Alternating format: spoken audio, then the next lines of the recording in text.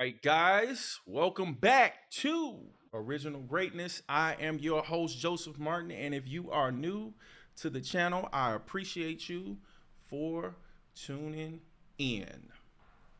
All right, this week has been, as usual, an adventure, personally and professionally. And we made it. We made it to another late night live. I hope you guys had an awesome week, productive, learned a lot last time we had this wonderful, wonderful show. And I want to say thank you to all the new subscribers and all the people who have viewed, liked, commented, and shared. This has been very, very helpful to the channel and exciting. It's growing at an extraordinary clip and pace, and I'm excited for it to keep going because we got to go. We got to go to get as many subscribers as possible. But along that way, we have milestones of accomplishments we are trying to, and we are going to achieve. And that is 500 subscribers. And then our monetization minimum requirement, which is 1,000 subscribers. So things are going really well with that. Today, with the Jim Rohn reaction, I think you guys are really going to be excited, because I know I am at least, about where we are in the seminar. So this time, I went ahead and I got some ideas about what we're going to go over, and I'm prepared for where he's going to take us during this clip of this seminar. And after actually looking at where we are with the seminar, we're doing like an hour every week.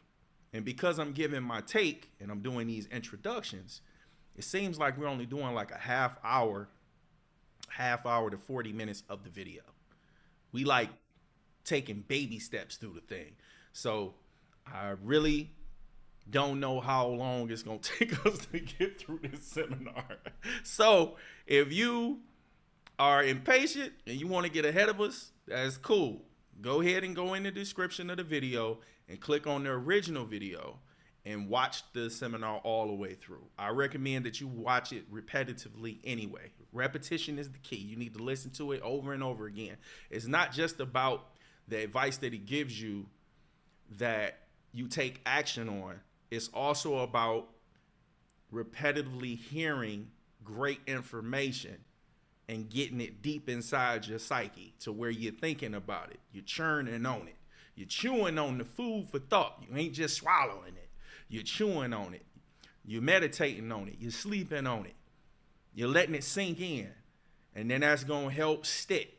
So you want to listen to it over and over again. So with no further ado, I'm going to go ahead and let us get started.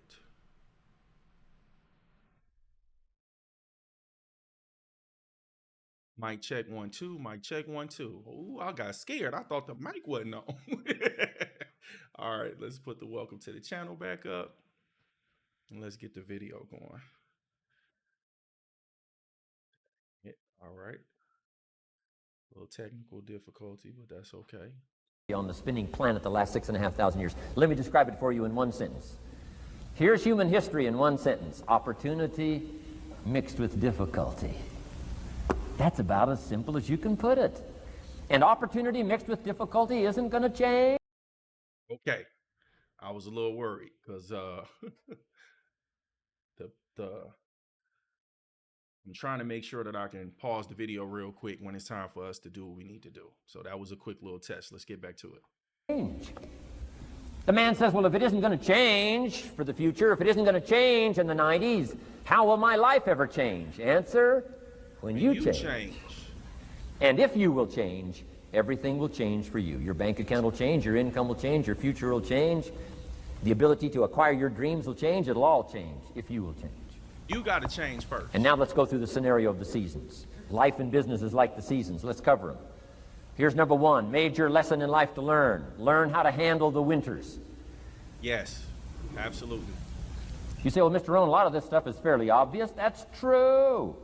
Just need somebody like me just to come along and remind us. This is what this is called today, a reminding session. I got no new truth for you to discover.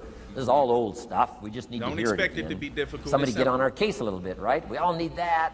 You just need to do it. Here's number one lesson. Learn how to handle the winters. That's obvious. The winters come right after falls. And pray tell how often? All the time. Every year, according to written history, for the last 6,500. To cross your fingers and say, I hope it doesn't come. I'm telling you, we call that naive. Okay, now let's talk about this. In Michigan, we don't know when, but we got a good idea of when the snow is coming. It's coming. It might be a little delayed sometimes. Sometimes we don't even get snow till Christmas or later, but we know it's coming. And I am telling you, even though we know even though we know that the snow is coming, we will wait until the snow actually hit the ground to go to the store to buy some salt. We wait till the last minute. And the thing with waiting till the last minute, knowing doggone well you're going to need some salt during wintertime, is that since we waited to the last minute, all of the cheap salt is gone. So all the salt that's left at the store is usually the salt that's so expensive, people rather just slip and fall. They'd rather just slip and fall than pay what they trying to charge for that ice. It's almost like it's industrial or something. Some big crazy pallet of ice. They like, man, forget this. I'll just deal with it. Well, my point of that is that prepare ahead of time.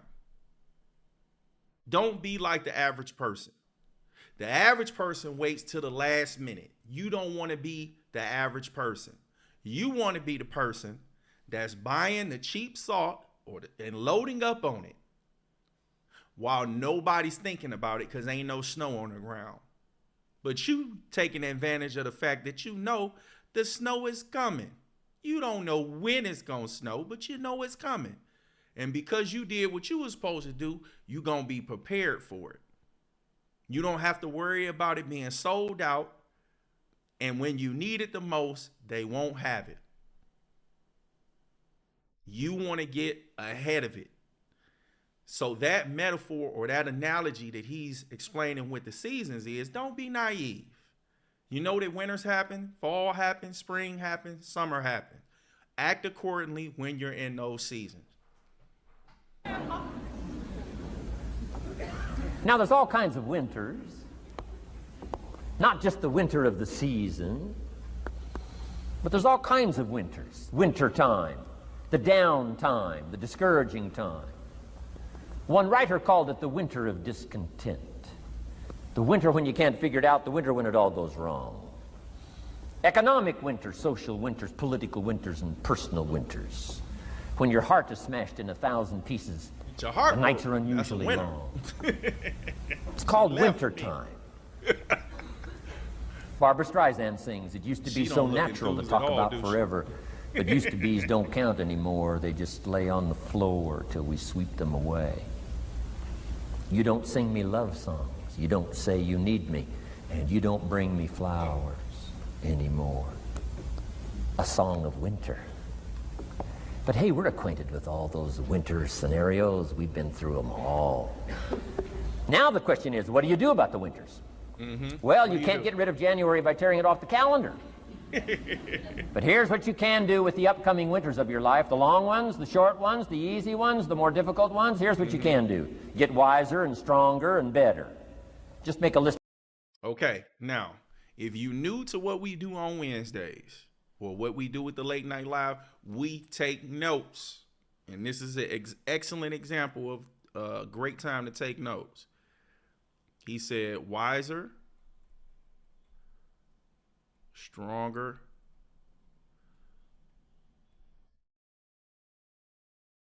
and better. And he was saying this based on the seasons are going to happen. Wintertime is going to come. Some winters are going to come with blizzards and avalanches and snow days, and some of it's just going to be light enough to just say that it snowed, but you know that winter is coming. So since you can't change those or stop those, what you can do in the meantime is work on yourself, so when the winter does come, or those seasons come of difficulty, you'll be wiser, you'll be stronger, and you'll be better. So let me give you a quick analogy of this. If you go to the gym and you try to lift 50 pounds, and when you first start going to the gym, it's extremely difficult for you to do it, or you can't do it. But you go to the gym over time and you keep working out, and eventually you're able to lift that 50 pounds and it becomes easy or easier. Here's the kicker. The weight didn't change. You did.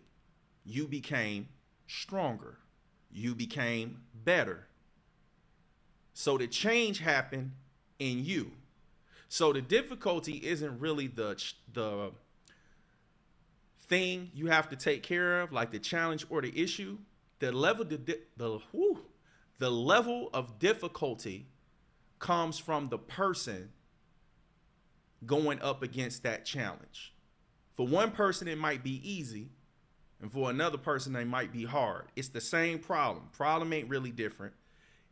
It's easier or harder depending on who's taking care of that issue or that problem. To that trio of good words: wiser, stronger, and better. To challenge for yourself the upcoming winters of your life, don't you think you could read more? Pick up the scenario, pick up the books. Read more. Pick up the cassettes. So I would put some stuff on cassettes so you can listen to it. Put it in books so you can read it. Now putting it on video so you can see it. I'm telling you, anybody that wants to can get wiser. Next is stronger. Anybody can get stronger. If you're willing to do the push-ups, you can get stronger. If you're willing to put yourself through the paces, you can get stronger. Absolutely. Can you develop stronger skills? And the answer is yes. Start practicing, practicing, practicing. Yeah. And you can get stronger. Can you get stronger in handling life situations? I know I need to do something. But you got to go to work on yourself. You can't blame out there wishing it was easier. Wish you were stronger. And here's the last one: get better. Anybody can get better. Language, we can all get better. You're going to get it together. I've been lecturing now for 33 years, and I'm telling you, today versus 33 years ago, I'm better. First time I gave a talk, I stood up, my mind sat back down. I mean, you know, I've been through that whole deal. Opened my mouth, nothing came out for a while. My knees are banging together, the sweat's pouring off my face. I'm shaking like a leaf. It's called terror, in case you haven't tried it. Those first attempts. Public speaking but I'm telling you, I got terrifying through it, and I did it again, and I got through it, and I did it again, and I got through it. It's actually fun once you get. And now, of course, I can lecture for a few hours in one day. Anybody can get better. Develop the skills, okay? Handle the upcoming winters. Don't wish away the winters. That's called naive. Wish for the skills. Wish for the strength. Wish for the wisdom. Wish to be better. Here's the second major lesson in life to learn. Learn how to take advantage of the spring. Okay. Uniquely enough, spring follows winter. And pray tell, how often? All the time. 6,500 times. I mean, those are good odds. I'd gamble on it one more time. I mean, those are good odds. Every time. You can't beat those odds. All right, Coach. So let's discuss taking advantage of the springs. What he means by that, or what I got from it and things that I've learned on my journey, is that when things are good, they actually really good. You're doing great. You got more than enough. So when that income is coming in, when you have those times where you're getting chunks of money coming, tax return, an inheritance, whatever it is, when you get those chunks, you set a portion of it, aside. Because you know that it's going to be times like winter and fall where money's not coming in like that. So the money you saved or the resources you set aside when things were going great, you have those left over in the reserves to be able to handle the winters and the falls, and for them to make them a little bit easier to deal with.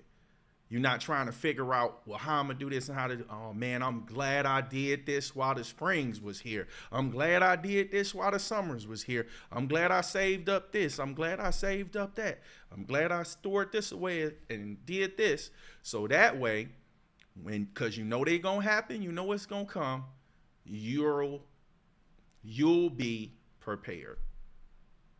So that's what he means by taking advantage of the springs. When they come, make sure you put some stuff away. Spring is called opportunity. Another day is called opportunity. Days follow nights. How about that? And how often? Every day. Day. But now here's what we must learn to do with opportunity. Underline 2 strategic words in that sentence. Take advantage. Just because spring comes is no sign you're going to look good in the fall. You got to take advantage of it. You got to do something with it. Right. Read every book you can on what to do with your springs, what to do with your opportunities, what to do with your days, what to do with your chances. Don't miss the educational process. Don't miss the process of learning. To understand, opportunity keeps coming, but the key is taking advantage, taking advantage. Everybody in this room's got to learn to do one of 2 things. Plant in the spring or beg in the fall. You heard what he said. Got to plant in the spring or beg in the fall. Now, why would you be begging in the fall? Because you didn't take advantage of making sure you planted and got as much as you could get out of the springs while they was here. So when the fall and the winter happen, you begging and try to make ends meet. You stressing, you struggling, because you trying to figure out, how am I going to get through this? And when things was going good, you didn't plan for things going bad, knowing that they happen. Shame on you. And it doesn't mean you can't become a sophisticated beggar, but you don't need the reputation. Learn to plant in the spring, take advantage. And there's an urgency here on springtime because there's just a few springs, handful of springs offered to each of us. So take advantage swiftly and quickly. Don't just let the time pass. The Beatles wrote, "Life is very short." And for John Lennon, it was extra short. For Michael Landon, it was extra short. But life is short. At the longest, it's short. So don't just let the springs pass. Take advantage. And this whole thing with life being short, when you understand that you cannot get your time back, you should start operating from a place where you are really careful not to let people waste your time. You are really aware of your clock. You operate with a sense of urgency. How can I be more efficient with what I'm doing? How can I save myself time and effort? Not in a way where you're diminishing the quality of what it is you have to do, but just getting a lot faster and efficient with doing something. It shouldn't take all day to do certain stuff. As long as you're getting that task done to the best of your ability, why not also do it at a fast pace, as long as it's not at the expense of reducing the quality of the work you're doing? You should be operating with a sense of urgency because, like he said, you don't know when the falls or the winters are going to happen. Like the luxury of life with seasons is that we know just about how many months each season lasts. But with life, the way things come and go and happen and shift, you don't know how long spring gonna last. It may not last 3 months. It might last 3 days, and you might end up with a 3-year winter. So you should operate with a sense of urgency. Respect time. Understand that it's something that you can't get back. And do not let other people waste your time if you can help it.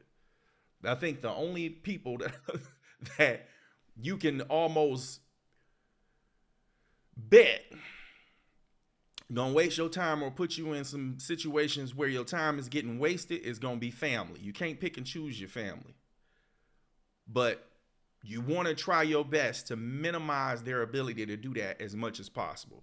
You need to operate with a sense of urgency, and when things are going good, you need to get the most out of it, because winter is gonna come. Seize the day, seize the moment, seize the opportunity. That's the key. Springtime. Life is fragile. Life is brief. Elton John sings, she lived her life like a candle in the wind. It's fragile, it's brief. Whatever you're going to do, you got to get at it. Don't just let it pass away. Here's major lesson number 3. In the summer, learn how to nourish and protect. We got 2 challenges in the summer in the personal development part of our life. And that is become capable and powerful enough in the summer and wise enough in the summer to nourish what's good and defend yourself against what's bad. Nourish and defend. The summertime is an interesting time. It holds the possibility of the promise of harvest time, but it also has the possibility of the threat. Absolutely. Sure enough, as soon as you planted your garden, the busy bugs and the noxious weeds are out to take it. Mm-hmm. And let me give you another word of advice. They will take it unless you prevent it. Mm-hmm. Summertime is an interesting time. Best as I can describe summertime, you got to nourish your values like a mother. Nourish like a mother. Go after the threat to the values you've got like a father. Okay. Deal with the weeds. Kill the weeds. Now let's talk about weeds. I don't know if you ever did any gardening, but I have. For the sake of special occasions, when you're trying to do something special for your lady, in my case, my wife, I buy flowers. I told you I'm aware of my finances. You can call me tight if you want to, frugal, whatever the case may be. But for me to spend $70 and $80 on flowers that she just gonna sit somewhere and they gonna die in a few days, she ain't planting them. I'm like, listen, this money could be better spent for me doing a little landscaping in front of the house and building a garden and putting some seeds in it and doing something like that. And then this is something we can enjoy every season versus just getting broke, spending all this money on this. We ain't, man, please. So anyway, in that case, weeds grow faster than flowers. And if you ever tried to pull up a weed, the roots run deep. They run deep, way deeper than flowers. You can snatch a flower up like nothing. They roots are shallow. A doggone weed, and this is the thing about weeds, besides the fact that they grow fast, weeds effortlessly appear. You don't have to plant them. They just show up. Kind of like problems. You don't plan for problems. Problems just show up. You plan to make sure you can take care of problems when they show up. But you don't plan to have problems. And that's where management comes in. I used to get confused when, I wouldn't say confused. I would say I didn't understand it. I was intrigued by why would businesses put under new management on businesses? It made absolutely no sense to me until I started studying business. Whenever a customer has an issue at a place of business, the manager is the person they talk to.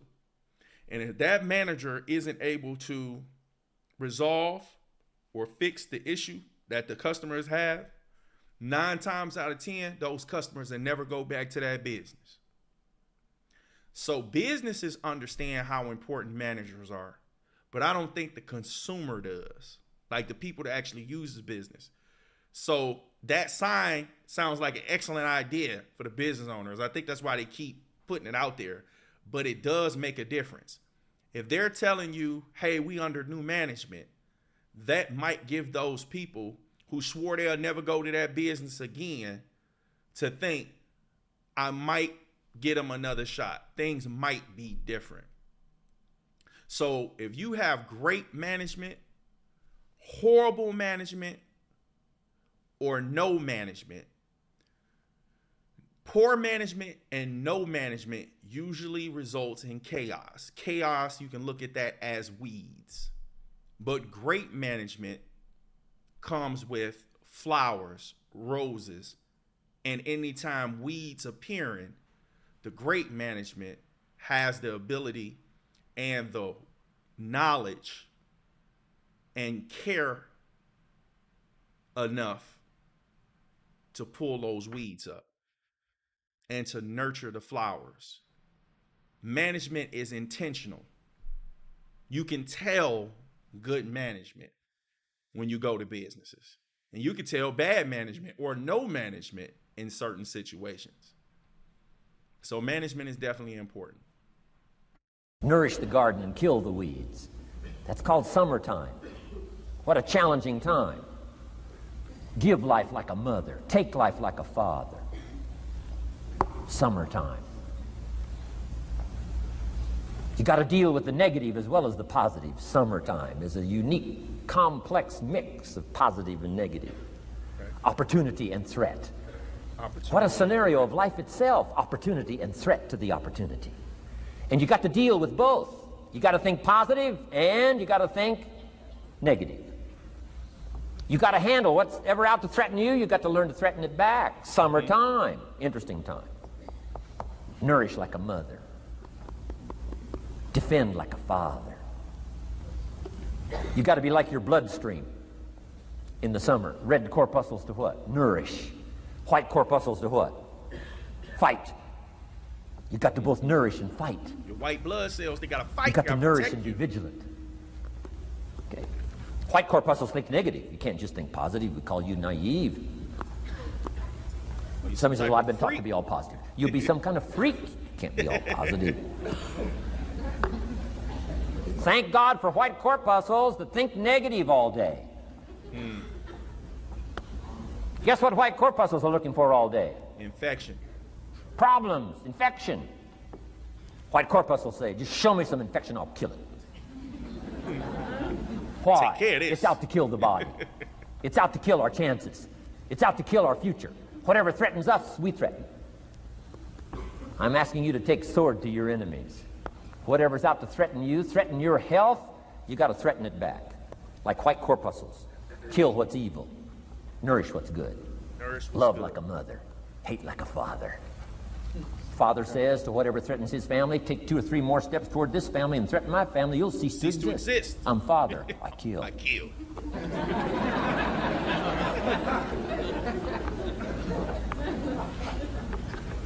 Don't let the weeds take your garden. Wreck your chances for a good harvest. Right. Deal with your enemies in the summer. Called good and evil. The great struggle in life is called good and evil. Tyranny and liberty. Sickness and health. It's the way life is. Tyranny threatens liberty. Takes over Kuwait. Can't have that. If tyranny takes Kuwait, it'll take Saudi Arabia. If it takes Saudi Arabia, it'll take something else. Take something else. We got to stop it. Where are we going to stop tyranny? As soon as possible. Lest it take the whole world value. So George Bush draws a line in the sand, consults with its allies, sends 500,000 troops to Saudi Arabia. Finally, Desert Sword, Desert Storm, takes on Saddam Hussein, drives him out of Kuwait. Why? Because it has to be done. The great struggle between liberty and tyranny, the great struggle between evil and good. And you've got to treat your own life the same. Okay. Says Saddam Hussein, you can't have Kuwait, can't have Saudi Arabia. Furthermore, we're going to kick you out. Hires Chief White Corpuscle, General Schwarzkopf.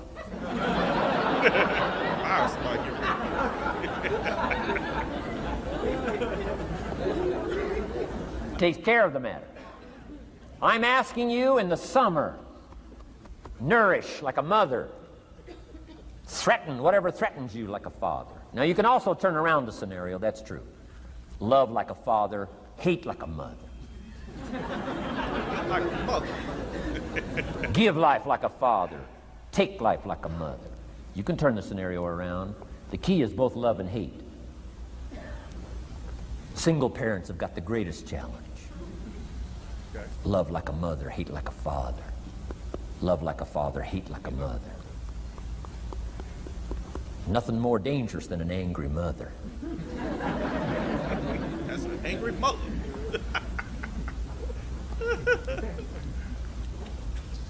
Beware the female species of the animal.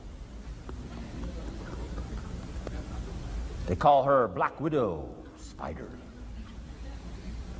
Why? Because when she finishes, there is no male spider.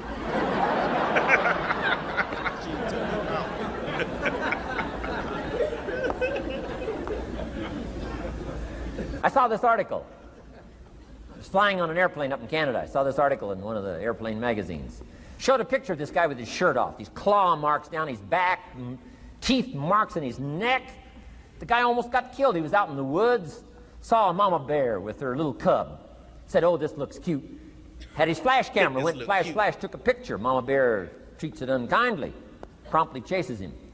Caught him, almost killed him before they got to him. Beware mama bear. So, love like a father, hate like a mother. However you want to treat this scenario, it's very important. It's called summertime. Part of the personal development challenge is to be challenged to learn to nourish all of your values, from a garden to a family relationship, to a love affair, to a marriage, to a business, anything that's valuable to you called equity. You got to nourish it, you got to feed it, you got to take care of it, but you've also got to defend it. It's called the way things are. Key. In the summer. Now here's number 4. Fourth major lesson in life to learn. In the fall, in the harvest, learn to reap in the harvest. Okay. Without complaint. Without complaint. Important part of personal development. Reap in the harvest without complaint. Take full responsibility. Once you've learned this scenario, it's not the seed, it's not the soil, it's not the sunshine, it's not the rain, it's not the miracle of the giving of life, it's not the seasons that's to be criticized. We must take personal responsibility. So in the harvest, take personal responsibility. It's your crop. Whatever you've reaped, it's your crop. Take responsibility. No. What do you mean by no complaint? You say reap in the harvest with no complaint. That's an analogy or a metaphor for whatever's available during harvest is your results. If you don't have crops or you don't have enough, that's your fault. You didn't do what you were supposed to do. You didn't plant enough. You didn't protect it. You didn't nourish it. All the stuff he was talking about before. If your harvest is limited, it's because of you. So don't complain that it's not enough. Put that energy of the complaining into making sure that it's enough next time. That's what he means by reap in the harvest without complaint. No complaint. And here's the next one. No apology. The best of human maturity is no apology if you've done well. And no complaint if you haven't. Knowing that that's where the answers lie, within, and then without, in the miracle of the possibilities that we have to work with. Those are the 4 major lessons in life to learn. Let's talk about some more parts of personal development. Here's the first one. Physical. Okay. The physical side. Got to take care of yourself. Do not neglect to take care of yourself. Good phraseology used in the Bible, in my amateur way, but let me put it to you best I can. Here's what it says. Treat your body like a temple. That's a good phrase, good suggestion. A temple meaning something you take extremely good care of. A temple, that's a good phrase. Treat your body like a temple, not a woodshed. A temple, take good care. It's the only place you've got to live currently. The temple. Nutrition. My mother studied nutrition, passed it along to me, passed it along to my father, my children, my grandchildren. What a legacy that was. Learning to just take care of yourself. Key phrase. Some people don't do well because they don't feel well. They've got the gifts, they've got the skills. Maybe they just haven't taken care of themselves. They don't have the vitality. Key phrase. Vitality is a major part of success. Vitality. So take care of yourself. I know a guy that raises racehorses. I'm telling you, the guy feeds his horses better than he feeds himself. That's crazy. He's so careful how he feeds his horses. He's so careful what they eat. He's so careful that they get everything. He treats the horses better than he treats himself. And because of that extreme care, I mean, these are magnificent animals. They can run like the wind. That's crazy business, bro. But you ought to see this guy. 10 steps up a flight of stairs, and I mean, he's all out of breath. His horses can run like the wind, and he can hardly make it up the steps. I'm telling you. The guy takes care of his animals better than he takes care of himself. Some people feed their dogs better than they feed their kids. Sad, bro. Physical. Now, there's all kinds of parts to physical. Here's one. Appearance is part of the physical. Yes. Yes. Yes. Listen, let me tell you about appearance. Your confidence could be, if you struggle with confidence, you invest in a little time and money in your wardrobe, getting a haircut, getting your hair done, working on your appearance is a great way to boost your confidence. I'm not sure if you've seen that video where I was talking about them Chip Ahoy cookies. But I had on a $13 hoodie from Walmart and I felt like $1,000,000. So I know investing a little bit in yourself, looking clean, looking good. And listen, expensive don't mean you look good. It doesn't have to be expensive. You just have to look good wearing it. Coordinate. Like Eddie Murphy's friend on Boomerang. When the dad came in there, John Witherspoon, coordinate. You got to coordinate. You got to coordinate. Just put it together. Make it look nice. Ain't nobody worried about no brand and no price tag and none of that stuff. And believe it or not, some people millionaires and you don't even know it because you expecting it to show up in the car they drive and the clothes that they wearing. And it's some millionaires that just drive something comfortable. They'll drive a used car that somebody leased and paid top dollar for the first 2 years and then cash out on that car used, certified, the car good, 2 years later because it's cheaper. And wearing clothes from Walmart, secondhand stores. They go into secondhand stores in like fancy neighborhoods and things like that. You go to a high-end area in secondhand goods stores and they cleaning up because they're putting their money to work somewhere else. They're not spending their money on trying to impress you by their appearance, price tag wise. They clothes nice, clean, they fit, and that's just enough to keep your confidence up, to have your head up, have you smiling, you feeling good because you looking good. So yes, people judge you by how you look and how you carry yourself. Never have a second chance to make a first impression. Physical side. And here's some of the best advice on appearance I can give you. Comes from ancient script again. It says, God looks on the inside, people look on the outside. Isn't people are that superficial.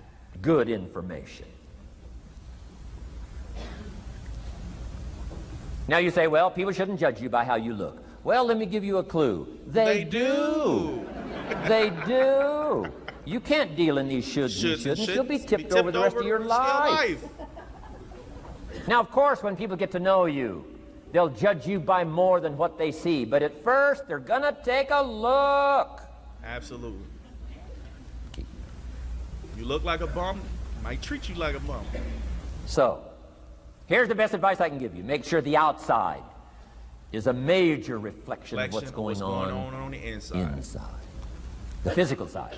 A few minutes a day, stay healthy. A little bit of little bit of study on nutrition, stay healthy. Key. Now here's the next part of personal development, the spiritual part. Now, I'm an amateur on the spiritual side. I do happen to believe that human beings are more than just an advanced life form, an advanced species of the animal kingdom. I do believe humans are a special creation. That's just my personal belief, and I don't ask you to buy it. But here's what I do ask you to buy. If you do believe in spirituality in any manner, here's my best advice. Study it and practice it. Do not neglect your values. Do not neglect your virtues. If you do believe in spirituality, my advice is study it and practice it. Don't let it go unstudied. Don't let it go unnourished, if you do believe. That's my best advice on the spiritual side. Now here's the third part. The mental side. Make sure we're taking notes. Part of this personal development challenge is to develop mentally. Learn, study, grow, change.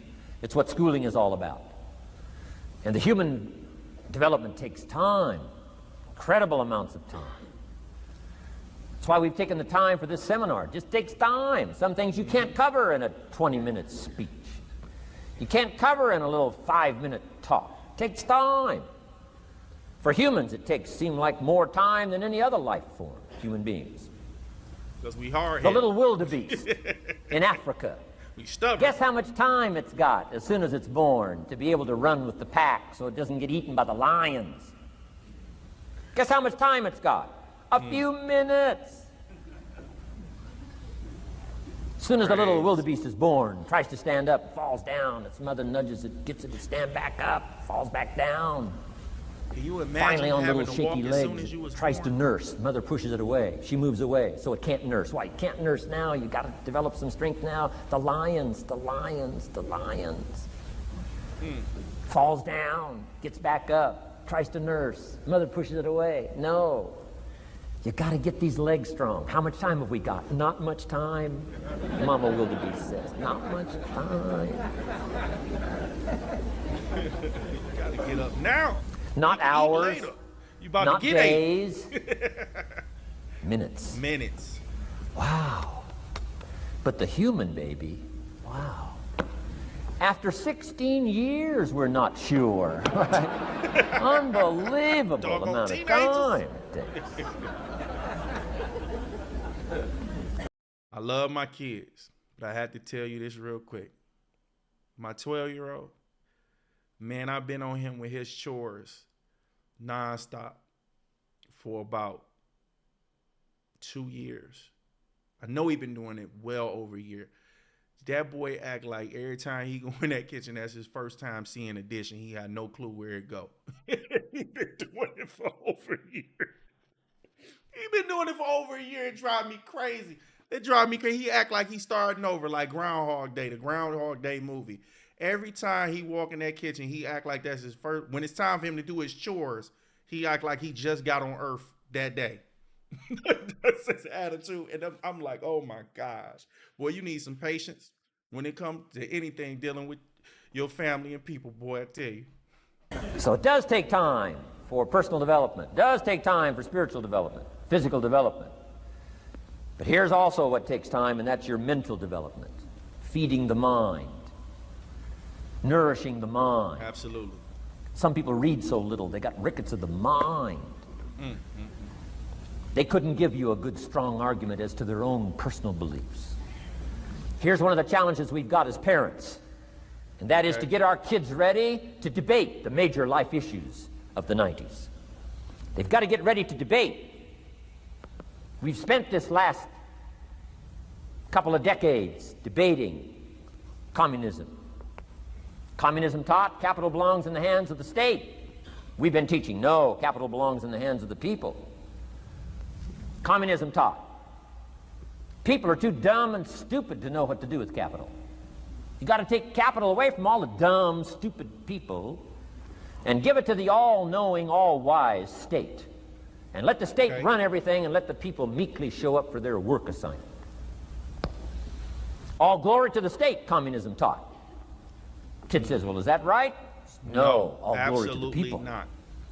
Let the state be the servant of its people, not the people be the servant of the state. Absolutely. I'm telling you, you got to be able to pick up those ideologies. You got to be able to pick up the philosophy. And here's the next part. You got to be able to defend it. If you can't defend your virtues and if you can't defend your values, I'm telling you, even in the 90s, you'll fall prey to philosophies that are not in your best interest. And we've got to help our teenagers, we've got to help our kids especially to be able to debate the major life issues, the political issues and the social issues, and the religious issues and the spiritual issues and the nutritional issues and the economic issues and all of the rest of the issues that are valuable for us to build the kind of equities we want.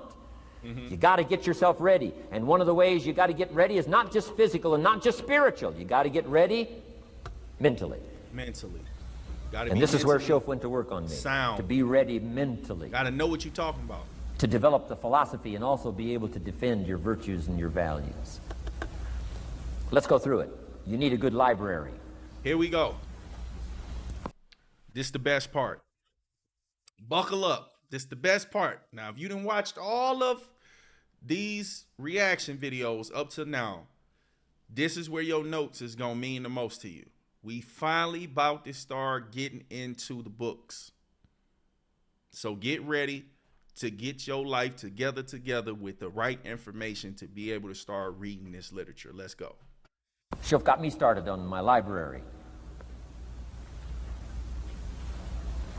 Here's one of the books he recommended.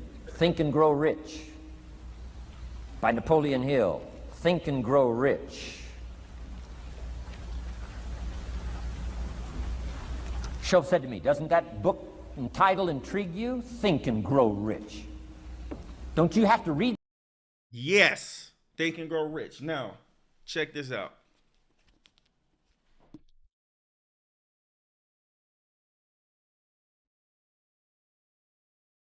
Two editions of the book, totally different.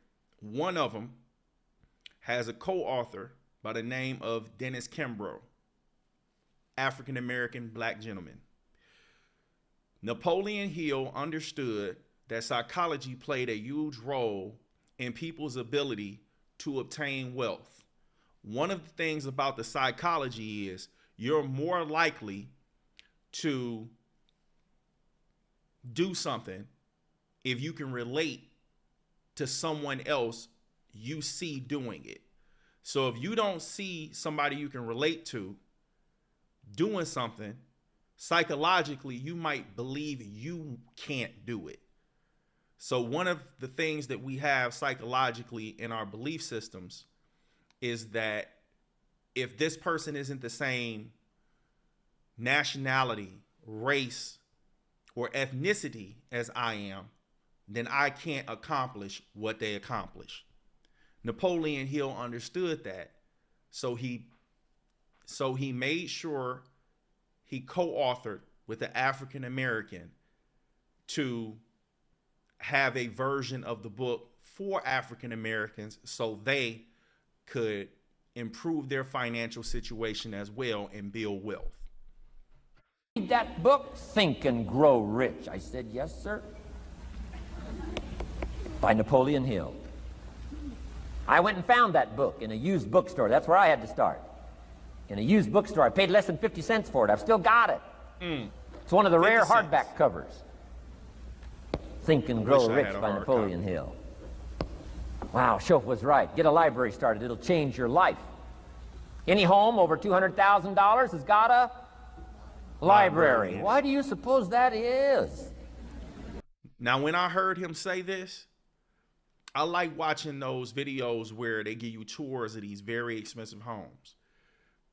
When this seminar came out, he said $200,000 homes. If you calculate inflation, I'm sure that that price tag on that home is higher than that. I wish I had did it before we took this video. Before we shot this video, I wish I had did it. Guilty as charged, I didn't. But let's say any house above $500,000 should have a library or will have a library in it. But I've noticed that what he said was absolutely true, because the homes that I watch on these fantastic luxury Hamptons, all of these luxury expensive homes always have offices and libraries in them. And success leaves clues. So people that have homes that's very expensive, they spend a lot of time reading. Wouldn't that make you curious? How come every home over $200,000 has got a library? Does that tell you something? Does that educate you at all? You say, well, I can't afford a $200,000 home. It doesn't matter what size home. Take your present apartment, clean out a closet, call it your library, and start acting intelligent. Start acting like it. Just act.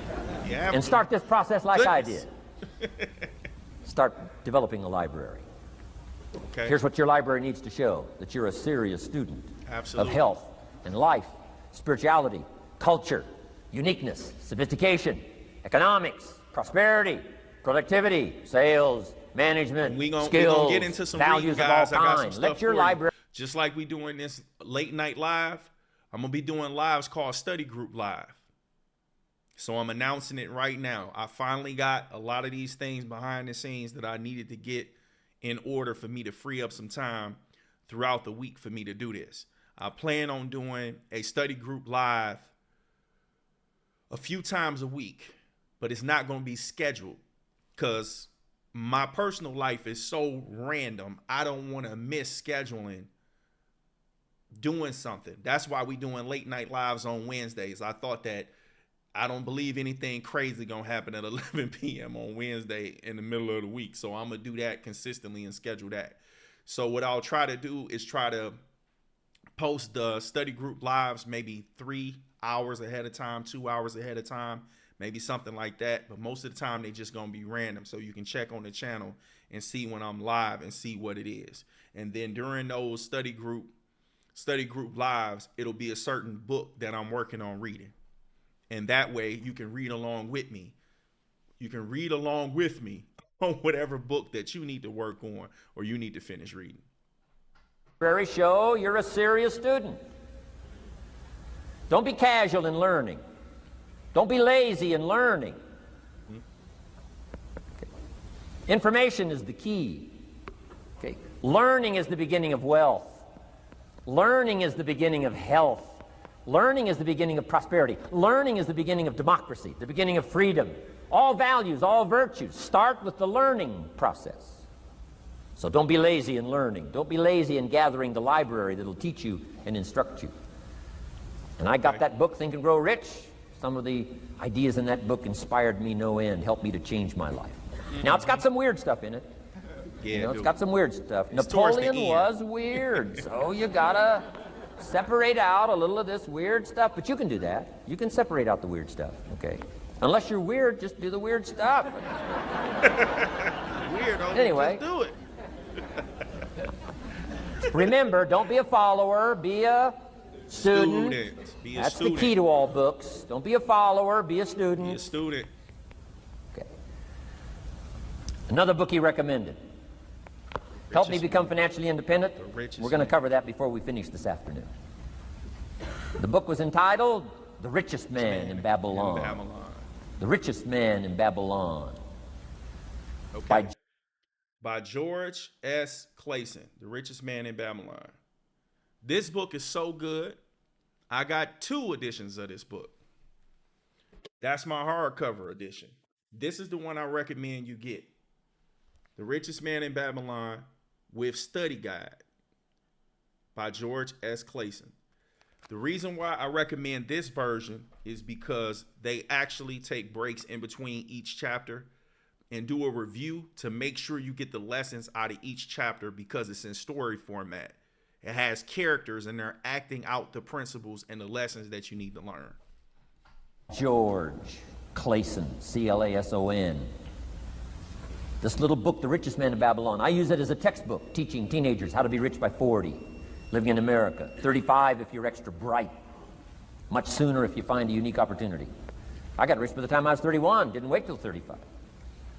If you find a unique opportunity. So we'll get into that He was rich after we by come 35. back from our next break. Richest man. And I know that this book works because it changed my life. I know it worked. I know it worked. Babylon. Get your library started. Here are some key sections to put in your library called mental food. In fact, we call it food for thought. It's so important to nourish the mind, not just the body, but nourish the mind. Key phrase. Now it needs to be well balanced. Okay. You can't live on mental candy. Can't live. Somebody says, well, I just read candy. this positive stuff.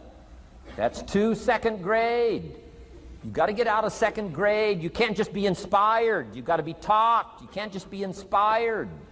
You've got to be educated. Key. Here's a good book. It's called How to Read a Book. And it sounds so funny. Good title. How to Read a Book by Mortimer Adler. In this book, How to Read a Book, Mortimer, you know, is the chief editor of the new Encyclopedia Britannica. A good set of books, right, to have in your library. The Encyclopedia Britannica, chief editor, Mortimer Adler. He's in his 80s. He's still active, still writing books. I've got several of his books. The 6 Great Ideas, a lot of books. Mortimer Adler. But he wrote this book. Okay. I got 2 copies of that book because I prefer hardcovers. They're more durable. I paid over $100 for this book. I believe this is a collector's item. It's in the plastic and everything. I know that's going to be worth something. Now, I bought that book also on Audible. I listened to it, but I haven't actually sat down and read through the physical book, but I plan on doing it. So I know that when I sit down and read through an actual book, I get more out of it than just listening to it. How to Read a Book. Now, in this book, How to Read a Book, not only does he give you some good suggestions on how to get the most out of a book. It's one thing to read it, it's another thing to get the best out of it. He'll give you some techniques on how to get the best out of a book. It's very good. But here's what's also in his book, How to Read a Book, a list of what he calls the best writings ever written. Okay. The best writings ever written. I've used it as a centerpiece for my library. So I'm just asking you, take a look. If it suits you, fine. If it doesn't suit you, hey, keep looking till you find something to suit you. But well balanced. Let me give you some of that balance. Number 1, history. We've all got to have a sense of history. I love American history, and autobiographies and history. National history, international history, family history, political history. We all need a sense of history. History shows you that the stuff that's new to you is just new to you. It didn't happen before. 9 times out of 10, it didn't happen before. You just didn't know about it previously happening. So every time history happens, it's new to you. So when you get educated on history, you find out it's nothing new under the sun. It's nothing new. You just wasn't aware of it happening before. I love history. Shortest history lesson. Opportunity mixed with difficulty. No matter how far back you go, 1,000 years ago, 2,000 years ago, 3,000, 4,000 years ago, I'm telling you, it all reads the same. Once you understand the thread that it isn't going to change, then what's going to change for my life? Answer, looks like I'm going to have to change. History helps us to understand how it is, what there is to work with, seed, soil, sunshine, rain, and what human beings have done with it in the past. And how many of them have, like I did by age 25, they have messed up. Messed up. That's what history's for. Be a good student of history. Here's a good book, Lessons of History by Durant. Lessons of History by Durant. That one. Excuse me. This little book is only 100 pages, but I'm telling you, it's so well written, you'll be intrigued, as I was. This little book, Lessons of History by Durant.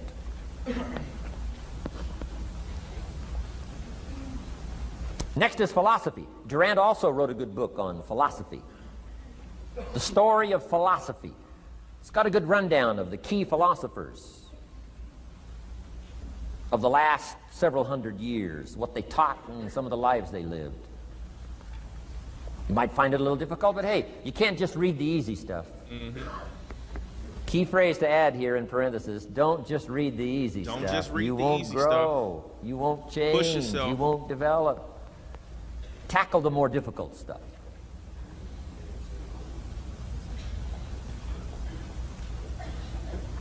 Next, novels. Novels are good. Sometimes an intriguing story keeps our attention so that the author can weave in the philosophy he or she is trying to get across. Okay. Ayn Rand was probably better at that than anybody else I could possibly think of. Atlas Shrugged, some of those towering novels. The novel kept us intrigued, but guess what she was doing all the time? Feeding us her philosophy, feeding us her philosophy. Now, whether you agreed with her philosophy or not, you had to admit she was really good at getting it out there, weaving it through the story, in the dialogue and in the speeches and in the text. Fabulous. Novels. Novels are good. Now, here's a little personal advice. Skip the trash. I mean, you don't. Sometimes you can find something valuable in a trashy novel. I wouldn't go through it to find it. You can find a crust of bread in a garbage can, but I wouldn't go through it. Number one, you don't need the reputation. You're digging through the trash. So, not enough time to read the brilliant stuff, the good Exactly. stuff. It's not enough time to read the great stuff, man. My Don't personal waste it on advice no on books personal like that, development. man. Becoming more valuable than you are. Key. Next is biographies and autobiographies, the stories of successful people, unsuccessful people. What's great about biographies and autobiographies is that we know about this person because they've reached some type of level of success. And when they start telling you their story of everything that happened prior to them reaching that level of success, you start realizing problems are not something that's special for certain people. Everybody deals with issues and problems. It's how you respond to them that separates you. And when you read these biographies, you end up finding out in autobiographies that they probably had an issue or a problem way bigger than whatever you dealing with, and you allowing your issues and problems to stop you from doing anything. And yes, I said anything. Some of y'all not doing nothing because you think your problem is so significant you can't move forward. So read you some autobiographies and biographies so you can see that you ain't the only one dealing with problems, and you can still be successful with having problems or issues. There's some dramatic stuff, right? Over the last 100 years, it's been written, biographies and autobiographies. Here's one of the best, the Bible. Absolutely. The Bible is a unique book because it's got a list of human stories on one side of the ledger, another list of human stories on the other side of the ledger. One's called examples, and the other's called warnings. Camera acting up. Wait a minute, guys. The camera acting the fool. Is that better? Yeah, okay. Now, I think I held it up long enough for you to see. This is the Life Application Study Bible. I recommend the King James Version, and specifically this Bible. The reason why is because I've seen and talked to people who believe, hey man, none of that stuff is applicable today. I don't know how to use that stuff in my life today. You can't use that stuff. That stuff outdated. That ain't got nothing to do with nothing. Listen, some of y'all spend too much time wondering if it's fairy tale or not. It's lessons and principles in the Bible, regardless if the story is real or not. The belief is a side note, in my opinion, because you got to make a choice. Either you believe it or not. But setting that aside, the stories in the Bible have a lot of valuable lessons in them. It's not just about if you don't do right by God, you going to hell. That's about the furthest extent most heathens and people that haven't read it for themselves have. If you just, for instance, I read Genesis all the way through. And every time I heard somebody mention Genesis, the very first book in the Bible, most of the time, all they talking about is Adam and Eve, God creating the earth, and them getting kicked out of the garden. And that's about the furthest extent of it. If I'm not mistaken, the book of Genesis has 50 or 60 chapters in it. I don't remember which one. Guilty as charged. But the majority of that book in the Bible is about relationships. It's not about the creation of earth. Out of those chapters in that book, I believe less than 1.5 chapters is about the creation of earth, creation of the world. It's less than a chapter and a half or 3 chapters. All of those other chapters are about relationships. Brothers, sisters, grandfathers, fathers, all about relationships. And if you think about it, that's the majority of what our life consists of, our interactions with people. And it shows you how complicated relationships can be from the beginning of time. So what I got from reading Genesis was how to interact with people. And in the life application version of the Bible, this study guide, they use regular language, regular English, because you got the funny thou and all that other stuff in the actual scripture. But at the bottom, they break it down in regular text, and they explain how those verses and scriptures can be applied in real life. So don't worry about starting off on a belief. Don't think about the belief part. And I'm not telling you to believe in God or not believe in God. I believe in him. You got to do your own journey. But I'm telling you that the information in there will help you if you're serious about getting information to grow as a person, to get a better understanding about life, do's and don'ts, discernment. And a really good book in the Bible to help you with that is the book of wisdom, the book of Proverbs. Read Proverbs. It's 31 chapters in the book of Proverbs, and the longest month we have is 31 days. So if you just read one chapter every day, and sometimes double up because every month ain't 31 days, that'll be a good way for you to work on developing knowledge, wisdom, and discernment by getting some of those principles in your mind. Something to chew on, the mental candy that I was talking about. Okay, we've already went past our time. Yes. So we're going to do our review. Let's go to the notes. All right. Let me get back to the top. Okay.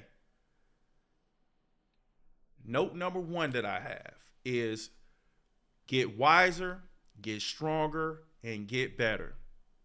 Don't wish that it was easier. Don't wish you didn't have any problems. Don't wish that they would go away. Don't wish that they would solve themselves. Problems are going to happen. Issues are going to arise. You are going to make mistakes. And issues, problems, and mistakes are all opportunities for you to learn something and for you to grow. It's an opportunity for you to do better, for you to be better. Now, if you become wiser and you become stronger and you become better, then you'll be better equipped to handle those things when they come up. So don't wish it was easier. Wish you were wiser, stronger, and better. 2, you need to read. You need to learn more. And one of the ways to learn is to read. Great information are in books. I really hate the fact that they're moving towards making everything electronic because it's a trade-off. One of the trade-offs help you with relationships, meaning that if you carry a physical book around, it's a conversation piece. You walking around with an app on your phone, you look like everybody else when you walking around with your phone and you got a digital app for books and you listening to a book. Listening to a book is not the same as sitting down and reading one. And then you walking around carrying a book, it makes people curious and ask questions. You can open up all types of doors and opportunities just by carrying a book that you're reading with you that people can see and have conversations with people about that. Okay, step 3, well, note 3, take advantage of the springs.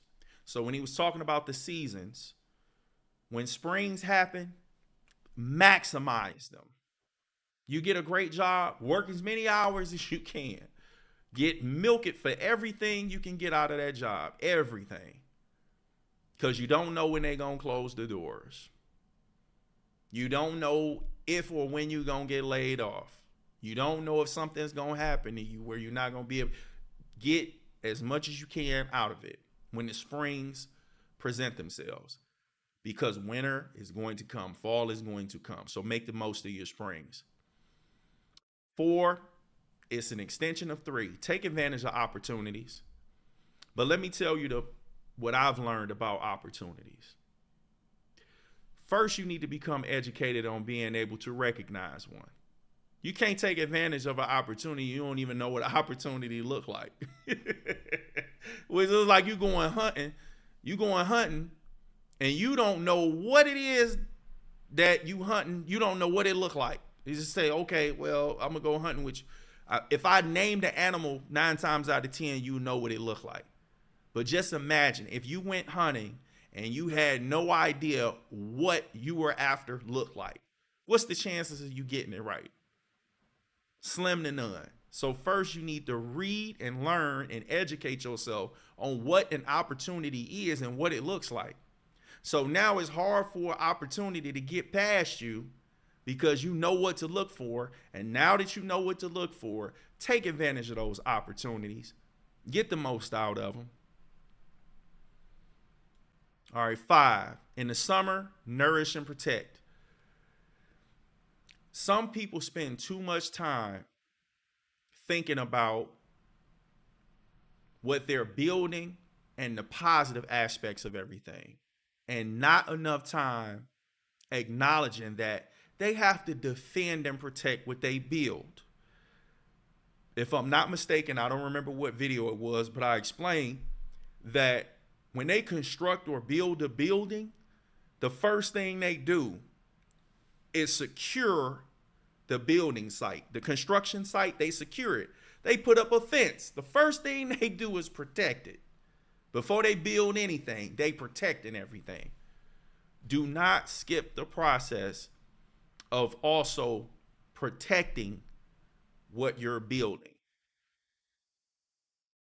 Because people are going to be after it. Build it and they will come. Not just good people, but bad people. They're going to be after it. What can they get from it? Everybody don't have your best interest in mind.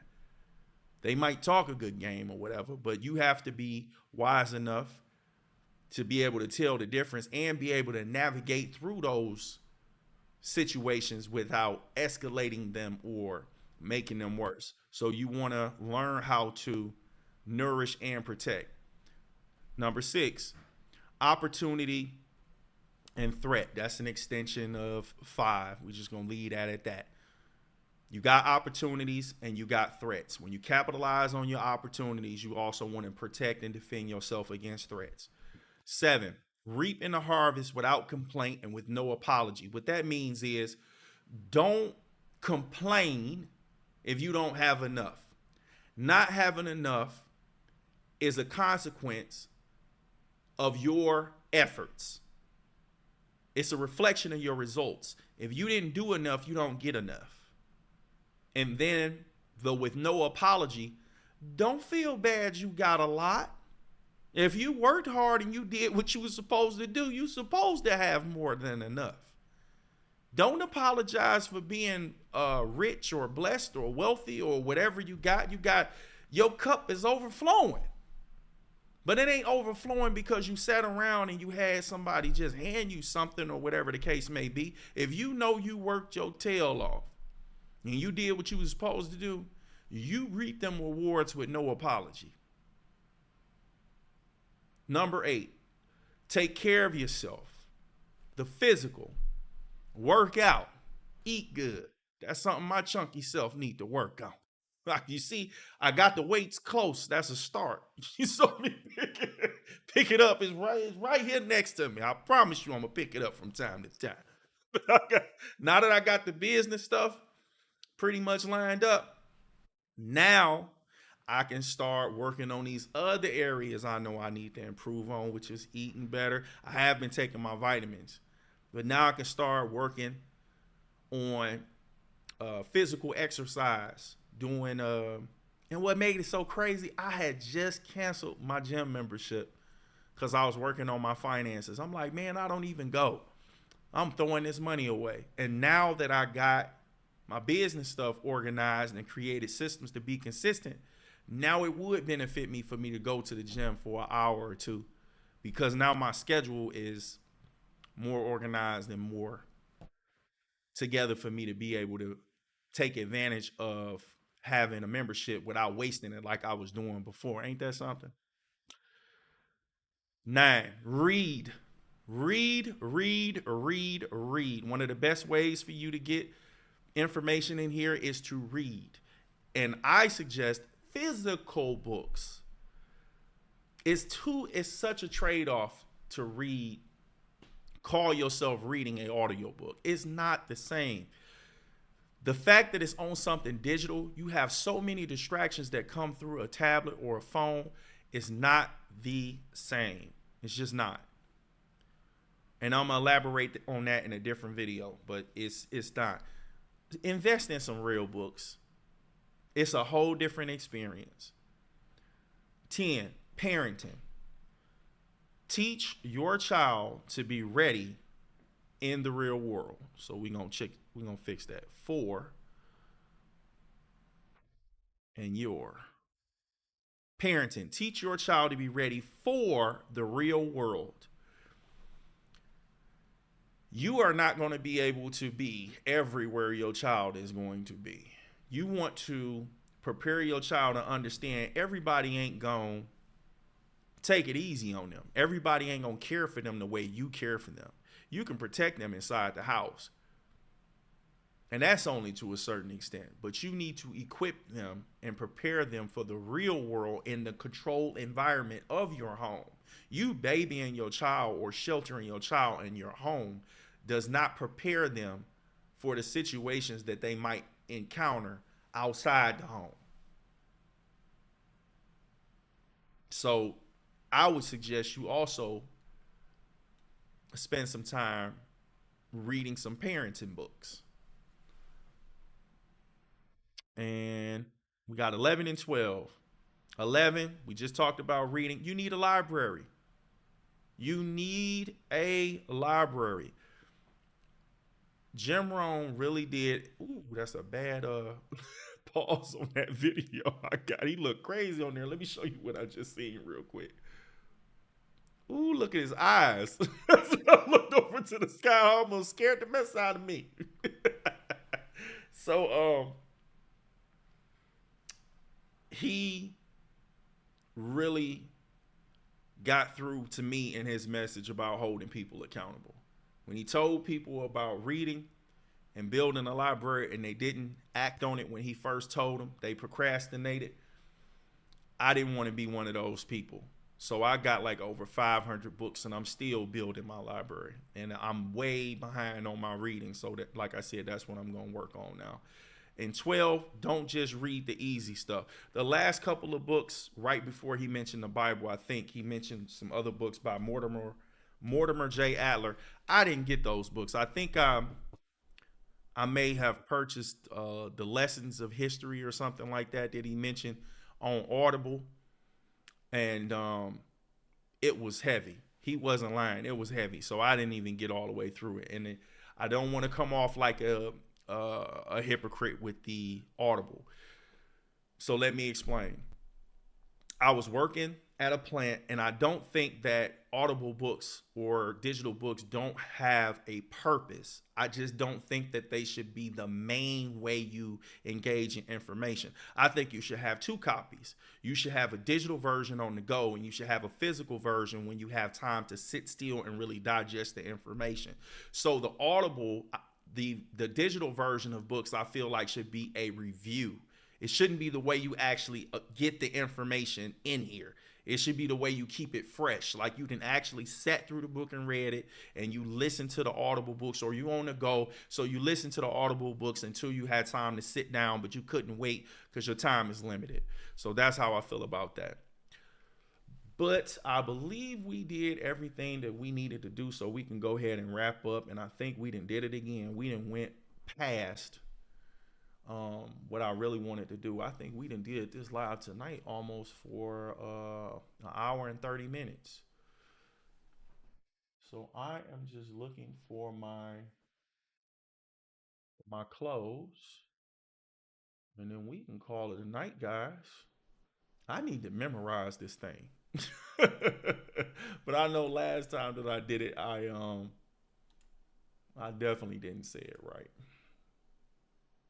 So here we go. Remember that the school system does not have a monopoly on education, and being educated and informed. I'm looking at the wrong camera. It's late. Let's do this again. Remember that the school system does not have a monopoly on education, and being educated and informed is your own responsibility. So I want you guys to take care. God bless. To all the new subscribers, thank you so much for subscribing to the channel. Hope to spend some more time with you guys soon. I'm working as hard as I can to get this stuff out to you. And again, take care and God bless.